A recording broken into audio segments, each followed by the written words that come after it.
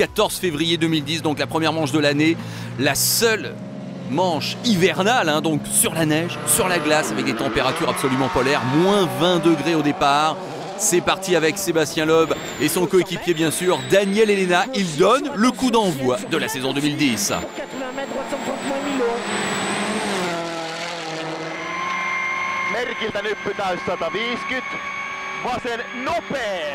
Sébastien Loeb est donc parti. Voici Mikko Hirvonen, l'adversaire désigné, hein, le vice-champion du monde 2009. Un point seulement avait séparé les deux hommes. Et Mikko Hirvonen, eh bien, il prend la tête dans l'après-midi de la première journée.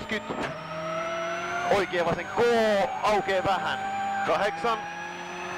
Oikein täys. Huomio, huomio. 100. Vasen tosi hidas. Mene. 7. Oikein nopea, tiukka. 250 yli. Vasen. Les pilotes du championnat du monde qui seront chronométrés parfois à plus de 200 km/h, hein, sur ces routes enneigées.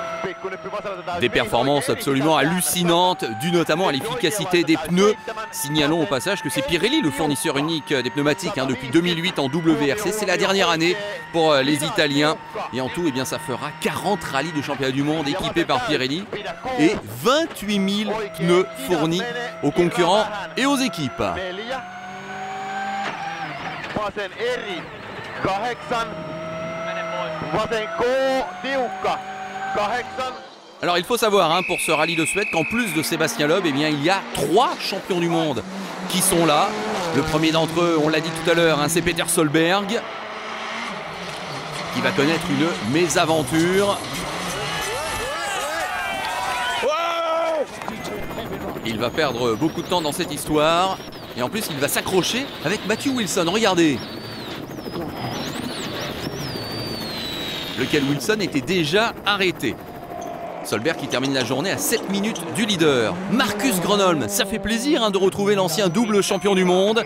5 fois vainqueur de ce rallye de Suède, c'est le recordman.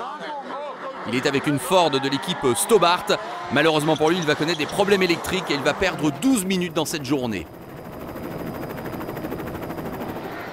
Et puis il y a évidemment Kimi Räikkönen, champion du monde de Formule 1. C'était avec Ferrari en 2007. Il va lui aussi connaître une mésaventure. Voilà, un tout droit pour Kimi Räikkönen. Ça a l'air de rien, mais le Finlandais va être obligé de sortir la pelle et de mettre la main à la pâte. Une image quand même assez incroyable. Voilà, ça n'est plus le confort et le luxe de la Formule 1. Allez, on revient sur le duel devant pour la victoire avec Mikko Hirvonen qui à ce moment-là fait un bon choix de pneus et il possède 16 secondes 6 d'avance à ce moment sur Sébastien Loeb.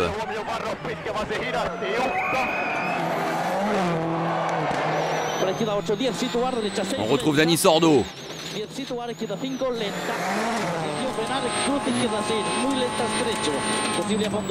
On est en 6e et tête à queue pour l'Espagnol.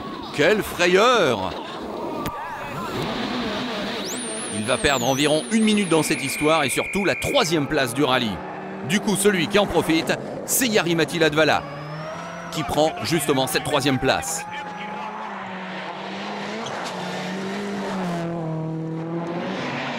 On passe maintenant dans le 3e et dernier jour. Sébastien Loeb essaye tout ce qu'il peut pour aller chercher Mikko Hirvonen, mais dans la première spéciale du jour, il ne reprend que 2 dixièmes au Finlandais et il se fait peur un petit peu Sébastien Loeb dans ce mur de neige. À ce moment-là, il décide d'assurer la 2e place. Ouais, il ne fait aucune erreur. Moi, je me suis fait un petit peu peur et donc je préfère maintenant assurer la 2e place. Et bien donc, superbe performance de Mikko Hirvonen, mais difficile d'imaginer à ce moment-là que ce sera, figurez-vous, sa seule victoire de la saison.